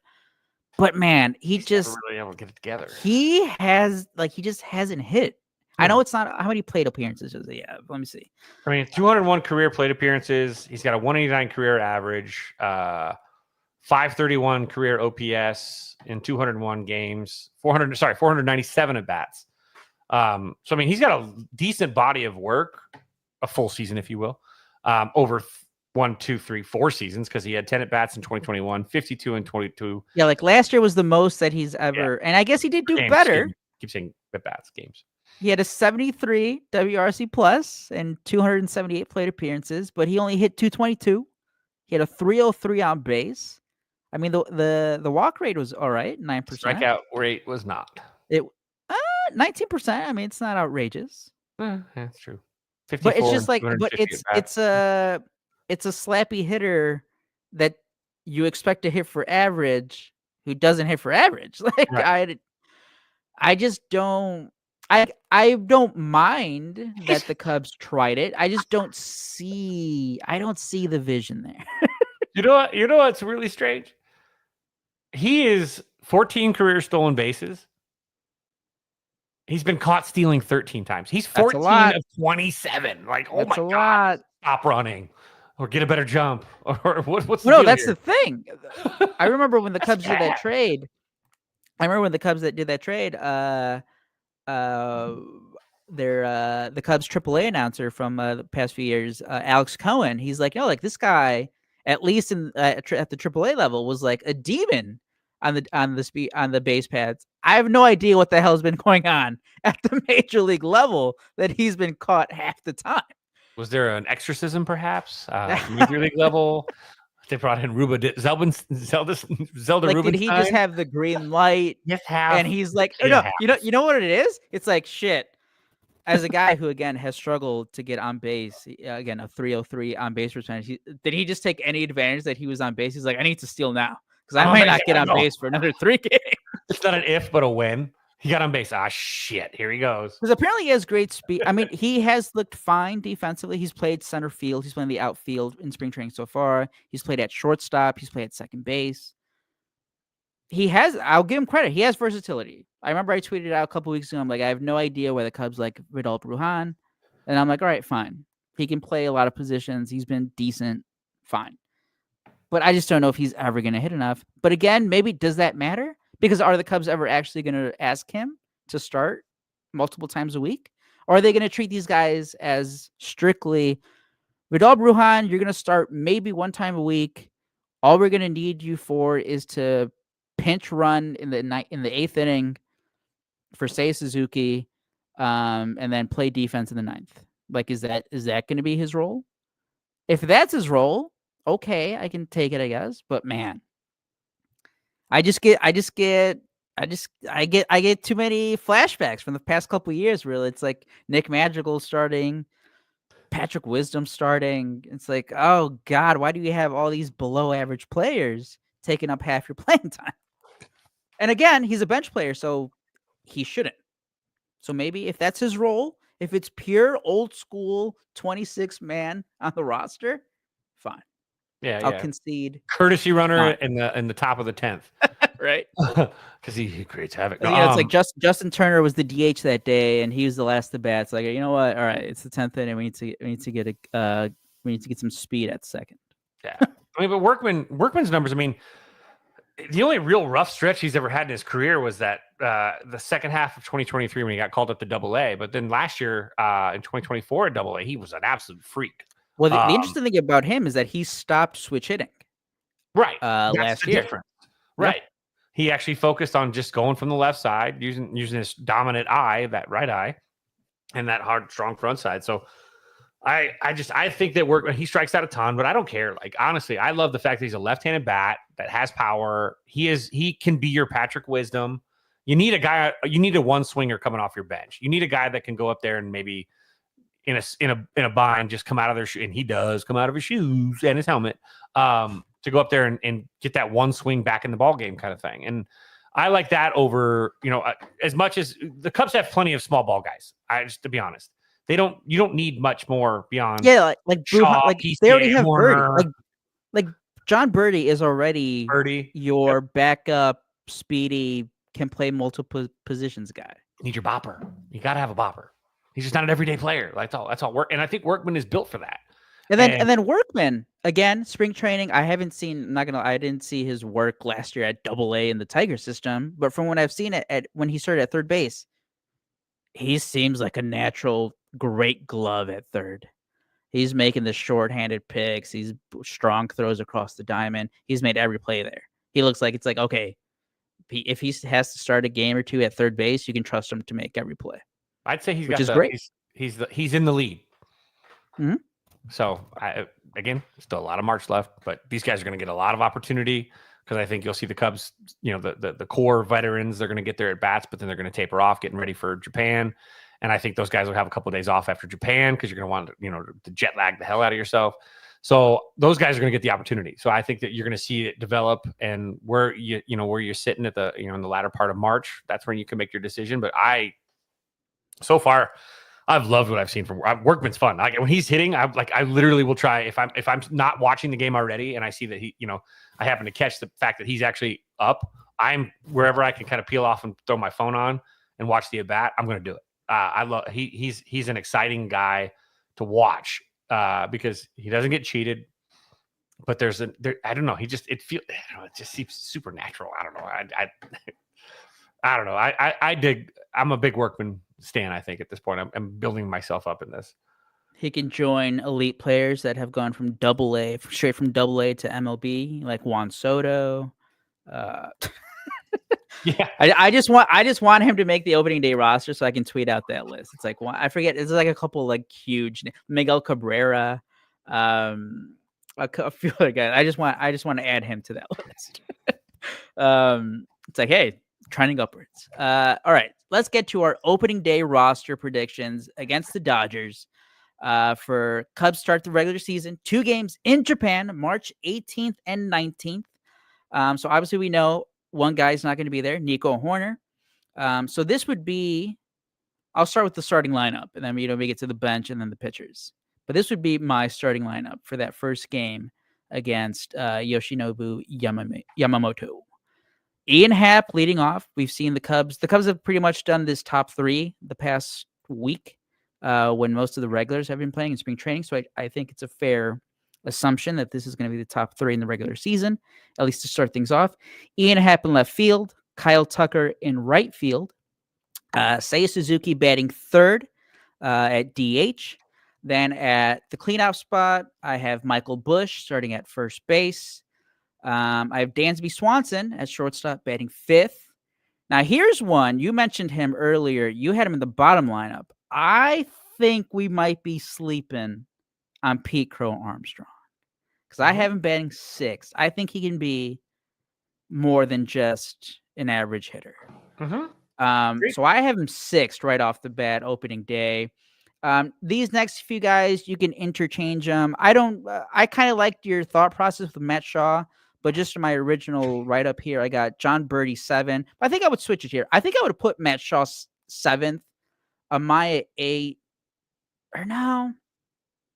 I'll go PCA 6 in center field. I'll go Matt Shaw 7th at third base, John Birdie 8th, starting at second, and then have Amaya batting 9th.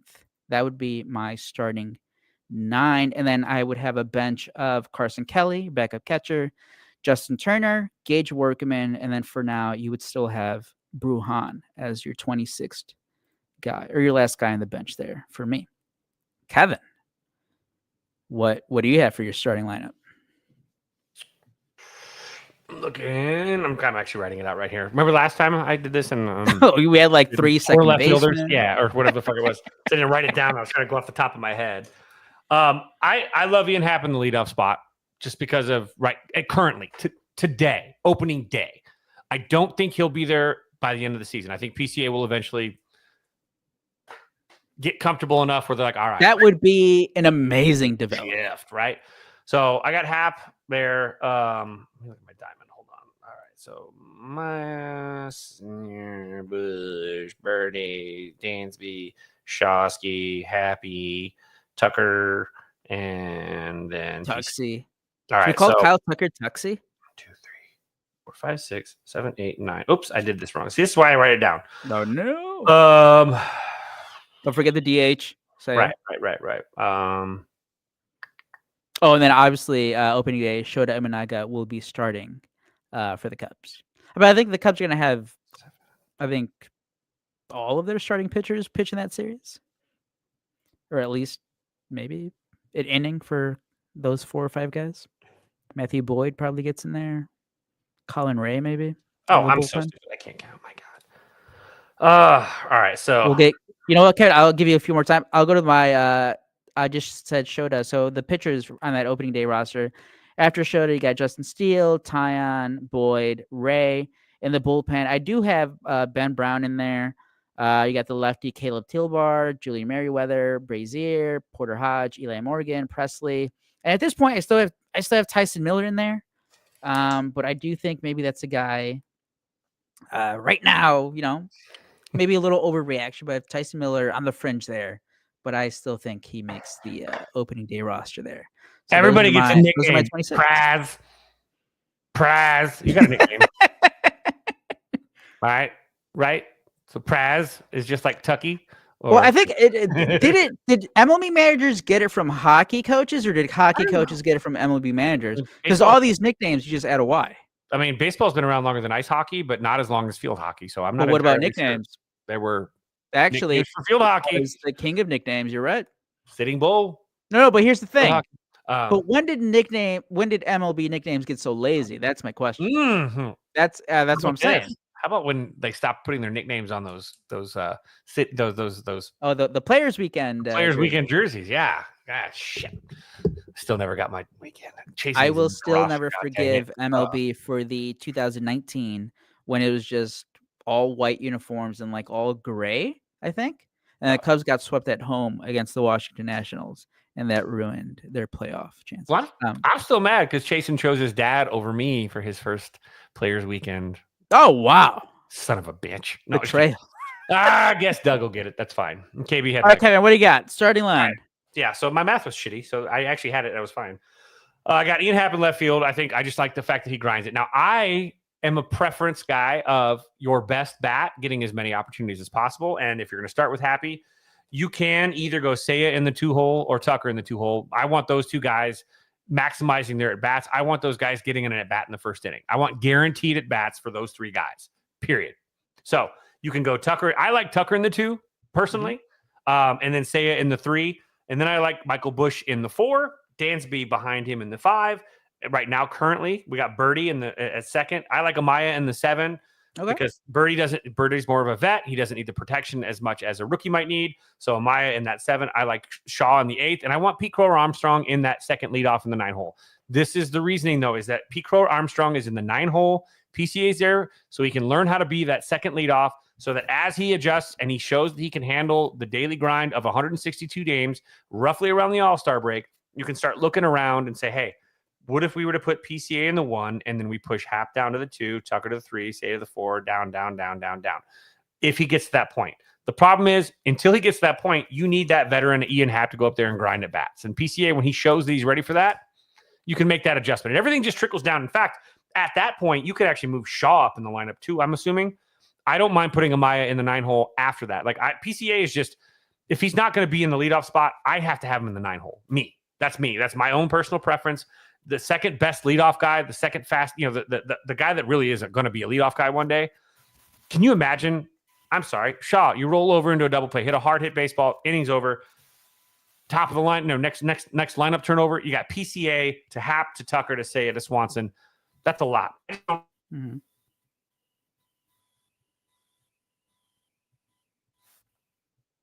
Behind him, like we said before, it takes the pressure off of Shaw. Again, more fastballs, maybe in that situation in the 8-hole, you're gonna get straight ball. So he has an opportunity to kind of just get comfortable. And again, as he starts getting more comfortable, slowly you might be able to. But protecting him as a rookie is more important to me than like this weird obsession with making the 8-hole somehow less important than the 7-hole or 9-hole or whatever. Like I don't believe in the 9-hole being your worst hitter. I don't. That's little league thinking. That's like putting your weakest arm at second base. That's awesome if you're like 12, but when you want to score runs and you want extended innings, you want to put a team away. You want PCA turning the lineup over. That's in my opinion. That's my philosophy. So just like obviously at one point we hit KB 1. Because we wanted him to hit as many at bats as possible. I mean, we were like 1-0 before we even took a breath because he's hitting the ball out of the yard. But Happ is just such a good grinder. He's proven to be so consistent in what he does. I like going Happ, Tucker, Seiya, Busch, Swanson, Birdie, Amaya, Shaw, PCA for now. And then you have options eventually as they get comfortable. And if Amaya craps the bed, you've obviously got a guy that can rub one out. I mean, wait, what? Huh? No, well, hopefully we don't ever have to see Reese McGuire. We don't Carson need to see Kelly, Reese McGuire. though. Ah, dang it! I swear he was going to pull it out in the end. Well, no, he has no trouble pulling it out. That's true. It's true. Shoot. He has What trouble. was the front page article? Oh, what was the headline? Carjacking. Carjacking. Yeah. Sorry. Right before spring training, too, I think. I mean, sometimes you just, whatever, man. Got lonely. Florida gets lonely. Actually, windows. No. Isn't Florida the capital of the Robert Kraft massages? Yeah. That's where Pee Wee got arrested. Oh, I was going to ask you. The same thing. Hey, look at that. Movie theater, right? 2 people that have been shot in the back of the head in a movie theater. A, Abraham Lincoln. B, the guy that sat in front of Pee Wee in Florida. So, how often, how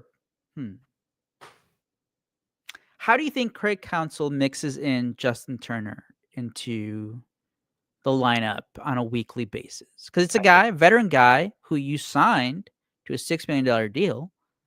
You're expecting something out of him, but looking at the roster now, when guys are healthy, that is.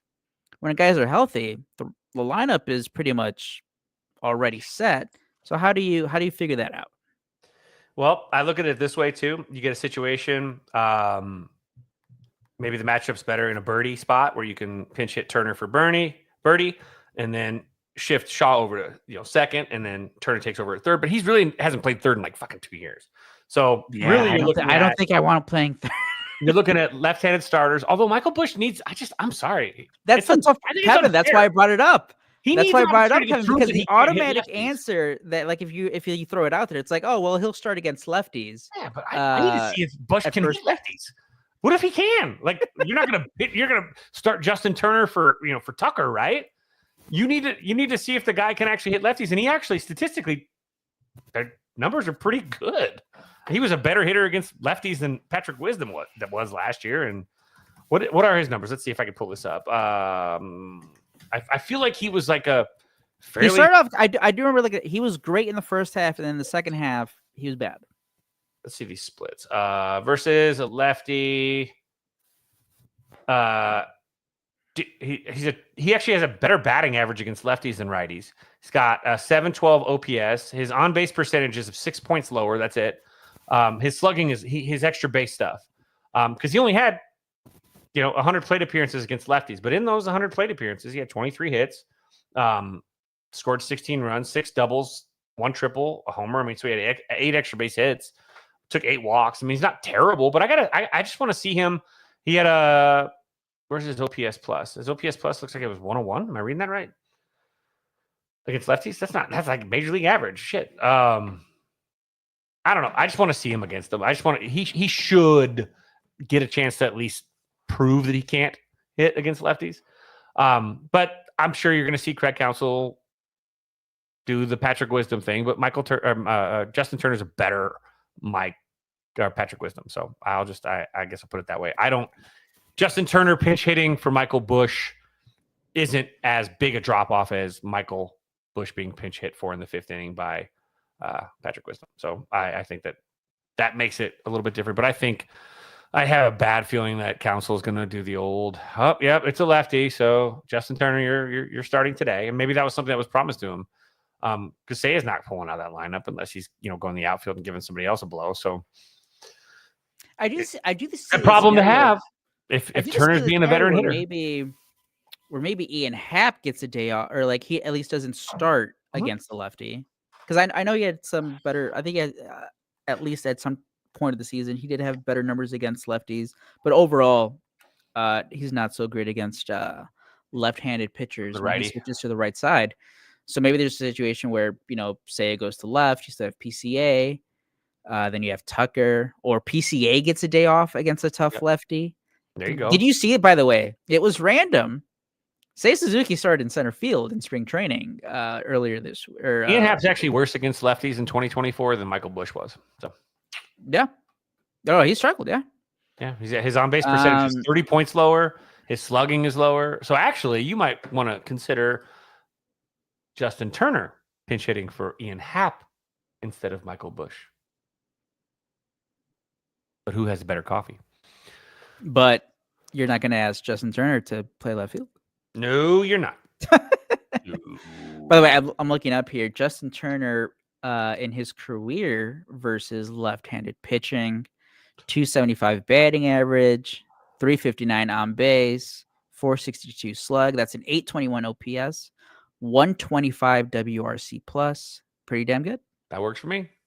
By the way, I don't see Justin Turner playing second base a singular inning ever again for the rest of his career until he's playing in an alumni game or a beer league softball game with some of his buddies. I don't see him. He doesn't have the lateral quickness. He doesn't have the foot speed. He can't do it. I think you're right. He'll obviously platoon with Bush, but I don't see him moving to second. Or are you talking about Bush moving to second? And yeah, would that be that Bush that would played be a fine, little bit? Bush is actually can pick it. Maybe I misunderstand because you have also see Turner at second, Nico at short. I could see Bush at second and Turner at first, but I don't see that foot speed for that god dang. Man, I don't want to see a lot of grumble. Actually, though, Michael Bush, I know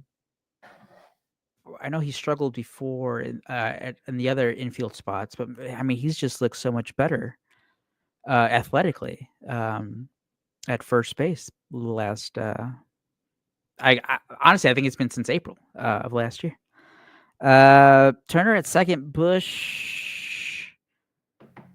But Bush I don't want the free folk of the North. The Wildlings are not playing second base. Especially now when you can't really do the weird shifts anymore and you can't hide a guy.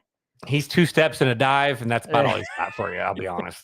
Look at his body, for God's sakes. I'm sorry.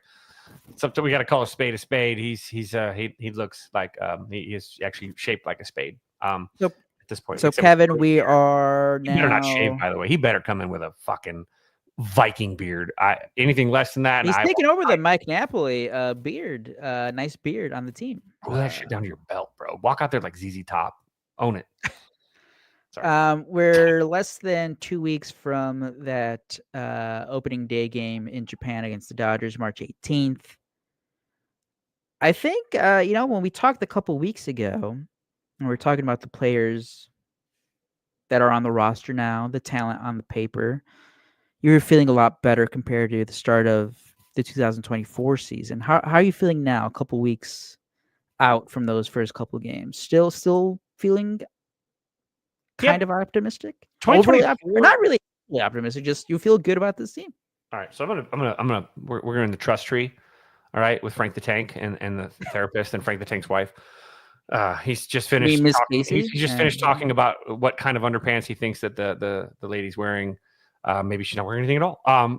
Maybe it's we're in the trust tree. But last year I convinced myself, because I feel like I've been getting so much shit for being pessimistic, that I was like, you know what, fuck it, let's go all in. I was happy that Belly was back, and so I sold myself on the Cubs being, a playoff team. I thought they were going to win the division. To be honest, I actually didn't. I was more betting against the Brewers and the Cardinals, but I totally got half of those right. Yeah, we were almost there. Almost there. But I drank some Kool-Aid last year because you know what? I said, F it. You know what? I've got enough guff over the last, especially 5 years, for being pessimistic. I'm gonna drink the Kool-Aid. And I drank the Kool-Aid, and I died with Jim Jones. So I'm dead. So now I've been reborn. I'm back to logic guy and not trying to go too far. But this is the most of the Jed Hoyer era. This is the most non-stressed I am about this roster. Once he shored up the bullpen, added a little bit more depth bat. I'll be honest, getting rid of Patrick Wisdom and adding Justin Turner, that's an upgrade on a place that drove me nuts last year as well. So my biggest concern was, even if you keep last year's offense status quo, but you shored up your bullpen, maybe you've even improved your starting rotation. I don't know if they think they did. This is a better team it's just logically, it's a better team going into the season than last year's team. So I'm optimistic. I think that this team's going to win the division. I think this team's going to, barring any injuries or freak accidents or, the damn Reds, that talent they have there, all of a sudden finally getting their heads out of their ass. I just don't think they're going to get their heads out of their ass ever. And so the Reds are they're going to stay in perpetual dumb baseball for the foreseeable future. So unless that happens, if they wake up the Central is going to be a problem for the Reds. Can be a problem in the Central if those gifted players on that roster start getting their heads out of their ass. I've watched a few of them work plenty now, and they're just those guys. You're going to be like, how the hell did you lose with those guys? Well, so I feel like I've been hearing about the Reds coming since like 2020. They should have come. They should. Wait, that sounds terrible. They should have been here by now. It was unlike Reese McGuire. They have not come yet. Right. They are still in that car in long-term parking. So still beating it. That's a lot of parking. A lot of frustration in there in Cincinnati, not being able to come out on top there. Super stoked though. No, I'm optimistic. I think the Cubs are going to win the division. So I say that not as like a I'm not convincing myself on that. I mean, logically, you just look at the roster. I think that is the thing. You don't have to like twist yourself into like you're not like bending over. You're just like, is this a good team? Like, is this a solid bullpen? You're not Paul Can Rudd. This guy get lucky? Is this guy going to be good? You're not Paul Rudd in front of the mirror in that movie Wanderlust with my deal. Like you're not trying to convince yourself that you're going to put it all up in there. You just know. So you're Dirk Diggler, you're dropping it down. And that's what I love about the season is that you don't have to convince yourself that you're not. I don't have to tell myself in the morning, I'm good, I'm great, I feel wonderful, I'm good, I feel great, I feel wonderful. You're not Bob Wiley doing daily affirmations. You're not Stuart Smalley telling yourself you're good enough, smart enough. You are out there. The Cubs are good enough. They already there. They know it, and the roster shows it. So it's really a matter of will anybody in the division catch lightning in a bottle? And if that does happen, what will the Cubs do to quell that? Because that's really the only thing that can get the Cubs away this year is one of those central teams catching that lightning in a bottle where like they catch magic, and it happens. I think that was the Brewers last year. To be honest, I did not expect the Brewers to be as good as they were in regular season, but I also should never have underestimated my guy Pat Murphy. I wanted to play for him in college. Brewers have completely taken the torch in the NL Central. They have their own deal with the devil. Because if you like just look at the raw overall offensive numbers, they were not a good offensive team, but they got hits when it mattered. So good for them. They came through, but there's a lot of I know people hate the word luck in sports, but like there's a lot of luck-driven success, fortuitousness. But they're fortunate. They came through at times when they needed to. Timely. But man, that offense was not as good as. It just wasn't good, but they came through. I'm just bitter. But that's a good organization. That's just my bitterness coming through. The law of averages mean that shit won't happen again. But it shouldn't. It keeps happening. Sooner or later, the other shoe has to drop. Right? I mean, hey, they did sign Jose Quintana, and you just know it's going to be July, or I don't know the schedule, but you just know he's going to have 7 innings of shutout baseball against the Cubs, and we're going to be like, fuck. No, this is annoying. Cut his hand doing dishes when they need him most. That's what he's going to do. We'll be back in 2 weeks, and we'll be recapping the first 2 games in Japan because that's going to be the first game in Japan on the 18th. Kevin, any final thoughts tonight? Oh, no. I have bad news. What do you have on the 18th? 19th, the 19th. I'll be in Ireland. Oh, well, never mind then. No. Won't be back maybe if I have some free time, I can pop on and we can do it live from Ireland. Live from Ireland. So spring break is starts the 14th. So me and my fiance, this is our, we wanted to take a nice trip. So we were like, let's go to Ireland for spring break. It's like a little bit chilly, but it's not too bad. We'll drive the country. So we're going to drive, we're going there for 8 days. We're going to drive the country. We're going to go from, Dublin all the way down, drive the Ring of Kerry, Cork, all that stuff. So we're like, spring break. Well, we buy the tickets. We got an incredible deal. I'm talking $600 round trip, guys. Holy shit. That's how much it costs to fly to Chicago right now. Yeah.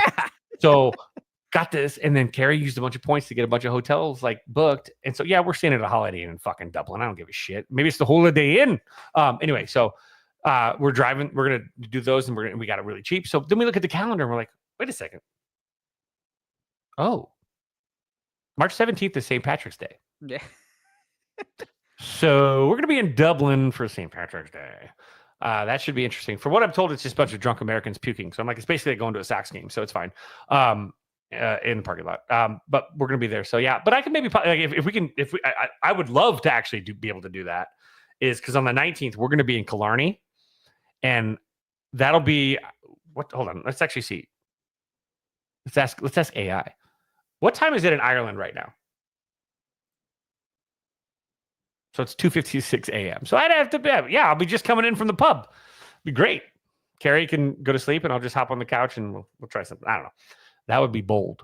Maybe we get a World Series Bears 2.0 Super Bowl World Series prediction from Carrie. Ooh, which is classic, by the way. If you guys didn't know, we were in Cabo, and she got on. She got on. But yeah, no, let's shoot for that. We'll have something in 2 weeks, Dan. We'll have some sort of opening day recap. Yeah, we'll figure something out because it's opening day, and I'll be watching from Ireland. It's be a 5 a.m.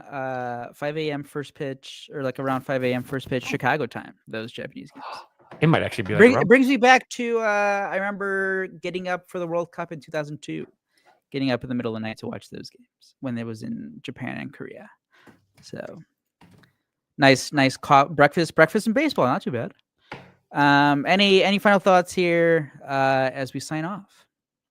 I just you guys obviously be good to each other, but we're sitting at the we're now at the point where you can start reacting. The first 2 weeks, spring training, everyone's fighting for jobs. They're amped up. They're just trying to get some stuff in, get some work in, and shake the rust off. Now it's time. If you want to start making some analysis, I'd say starting Friday is now time to buckle in. So if you're someone that loves to look at everything, and again, just because you're critical doesn't mean you don't love the team, doesn't mean you're pessimistic. You're allowed to ask questions. And so those of you that are analytical, ask the questions, right? Why is this person struggling? What makes this player more valuable? Don't get too caught up in some of the, look, this spring training is the ultimate time for like popcorn and, puff pieces from sports media. So don't get too hung up on these special stories. Don't get too attached either, because, you might get this really great story about a player that the Cubs have, and he gets cut tomorrow. And so you just enjoy this time, watch these guys, root these guys on. It's really fun to watch. Pay attention to, how guys play away from the baseball as well. But, for that's enjoyable to watch. And then for me, more importantly, give Nico the space to get healthy. However damn long it takes. He needs to be 100% before he ever goes 100%. So that's my biggest thing, is we should all be 100% at 100%. So that's it. Other than that, have a good week, and happy, if I don't see you, happy St. Patrick's Day. And cheers. Yes. Thanks for everyone tuning in on the chat, listening on whatever podcast app you guys use. Check us out on YouTube, Pinwheels and Ivy Podcast. Subscribe, turn on those push notifications for every time we go live. Again, shout out to Mitch, who does every Wednesday, as much as he can, the Pinwheels and Ivy pregame show for your White Sox talk. We'll be on here as often as we can. And again, happy birthday, Zoe. Happy birthday, Zoe. And yes, oh, thank you. Happy birthday, Zoe. Got 2 more hours. Happy birthday, Zoe. All right, guys, Zoe, we miss you. Happy young 23. Shout out to Zoe. A Pinwheels and Ivy podcast legend. And hopefully we'll have him back one day. But shout out Zoe. Shout out to all you guys listening. Again, subscribe to us on YouTube. Follow us. If we're not dead, by the way. Shout out to the 108 tournament going on. Yeah, he gave us a funeral the other day. What the fuck? Good luck to the 108 tournament. Mitch is keeping us alive. He is our lifeline, our Mitch line. But for Kevin, I'm Aldo. This is the Pinwheels and Ivy podcast. Until next time, have a good one.